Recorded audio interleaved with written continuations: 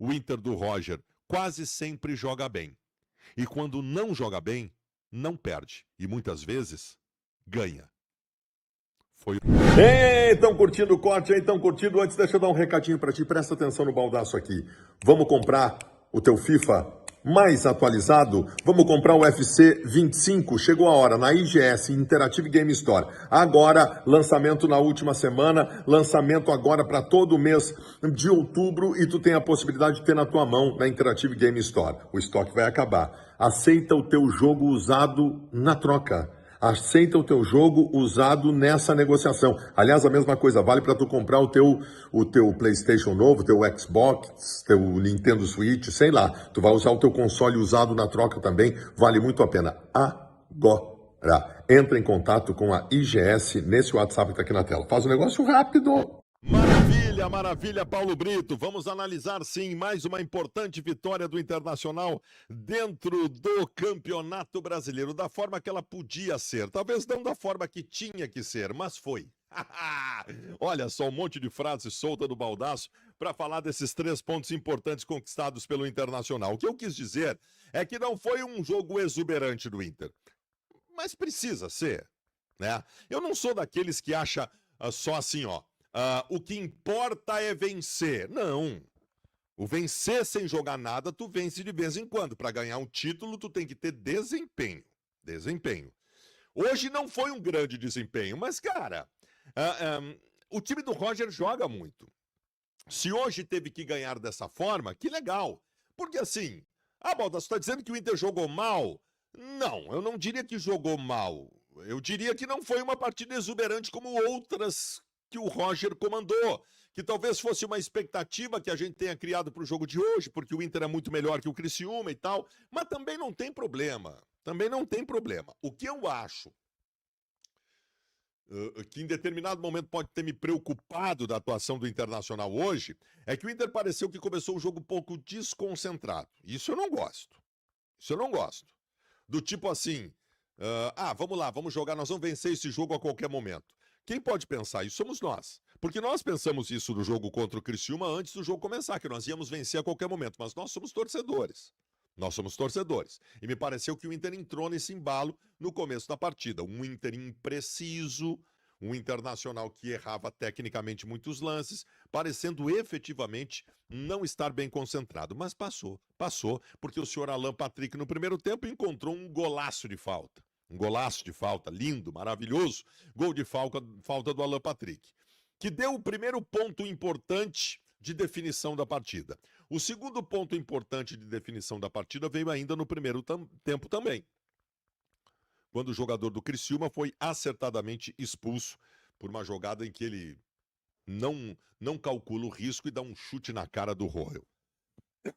Portanto, termina o primeiro tempo com o Internacional sem fazer uma grande partida, vencendo por 1-0 e com um jogador a mais. Claro que as perspectivas para o segundo tempo elas seriam de um Internacional que amassaria e resolveria logo. Não o fez. O Inter não resolveu logo no segundo tempo. O Criciúma voltou para a segunda etapa com uma postura de resguardo, uma postura humilde de quem estabeleceu que dificilmente ia empatar o jogo. Talvez por um milagre empataria, mas que se cuidaria para não tomar uma goleada. O Criciúma volta para o segundo tempo com preocupações exclusivamente defensivas. Mesmo com o jogador a menos, a manutenção daquela linha, 2 linhas de 4 jogadores, e o Inter de novo teve muitas dificuldades para transpor. O Inter, gente, fez uma partida econômica. Em determinados momentos do segundo tempo, chegou a fazer uma partida burocrática, carimbando nota assim, sem penetração, sem infiltração. Mas isso não significa, eu repito, que o Inter não tenha sido melhor que o adversário. Foi um jogo todo. O Inter foi o jogo todo melhor. No primeiro tempo, o Inter só correu algum risco mais importante numa super defesa do Rocher quando o time estava lá, né? Tecnicamente errando um último movimento. O Criciúma poderia até ter saído na frente. Mas no jogo como um todo, o Inter nunca teve o seu placar efetivamente ameaçado. Mesmo no segundo tempo, quando vencia só por 1-0 e que tinha dificuldade para fazer o segundo, esse segundo gol só foi sair no final com o golaço do Wesley. Mas risco de verdade, nunca houve. O Inter entrou na área na área do Criciúma o jogo todo, com boas possibilidades de gol. Eu repito, foi um jogo de imprecisão. Mas também faz parte, também isso faz parte. Não estou dizendo que o Inter tenha jogado mal. Não jogou mal. Bom, eu quero falar de algumas individualidades para vocês.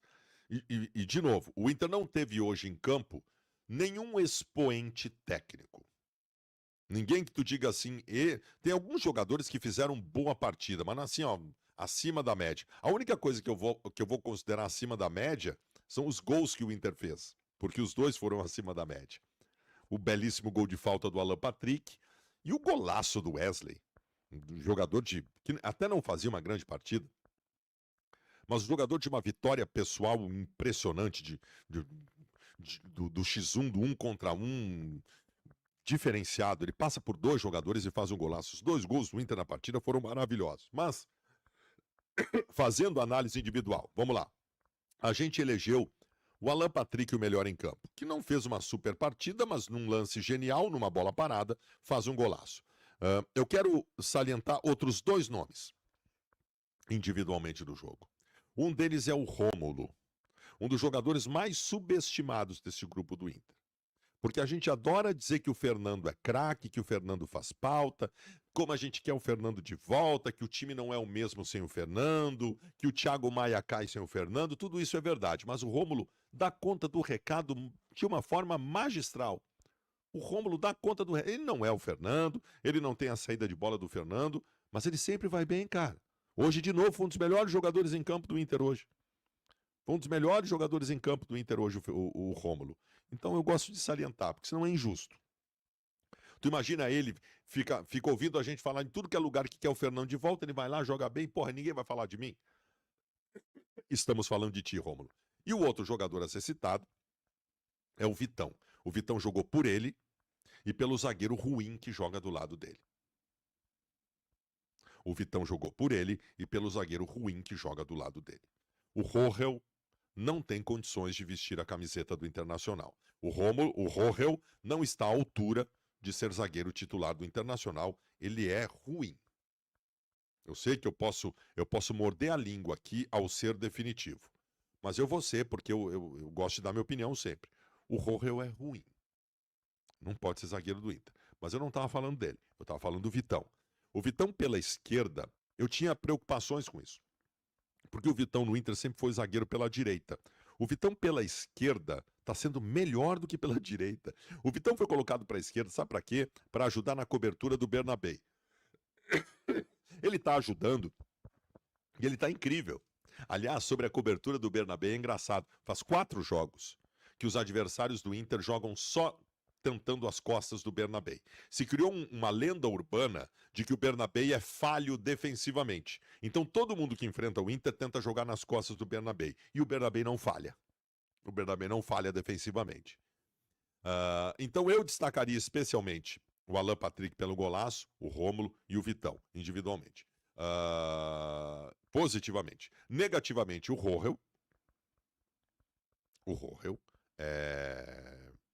repito, não tem condições de vestir a camisa do Inter. E eu não sei se o Cleiton, que é reserva, também tem condições de vestir a camisa do Inter. Nós temos efetivamente um problema nesse sentido. Acho que o Bruno Gomes, o lateral direito, foi muito bem de novo. O Bernabé não vai mal nunca. O Bernabé às vezes não decide os jogos. Não é protagonista, mas não foi mal. O Thiago Maia foi muito mal. O que acontece com o Thiago Maia? O que acontece com o Thiago Maia? A gente vai colocar de forma definitiva que sem o Fernando ele não joga nada? Eu não acho que seja isso. Acho que ajuda ele a cair de produção nessa segunda função. E eu acho ele um grande jogador. Mas ele está muito mal, comprometendo, né?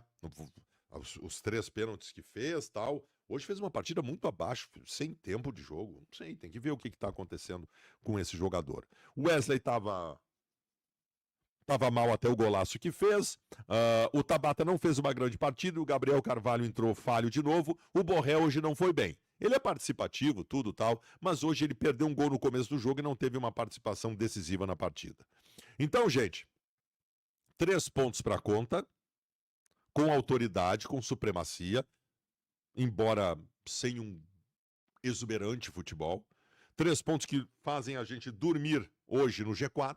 Vamos dormir hoje no G4. Podemos perder essa condição perante o jogo do Flamengo contra o Cruzeiro, mas eu acho que se ganharmos contra o Fluminense na sexta-feira, aí a gente crava a bandeira do G4 de uma vez. G4 é fase de grupos da Libertadores da América do próximo ano, que eu acho que tem que ser o objetivo do Inter sem pestanejar, sem pestanejar. E eu acho que nós vamos conquistar essa posição, né? O Inter do Roger quase sempre joga bem.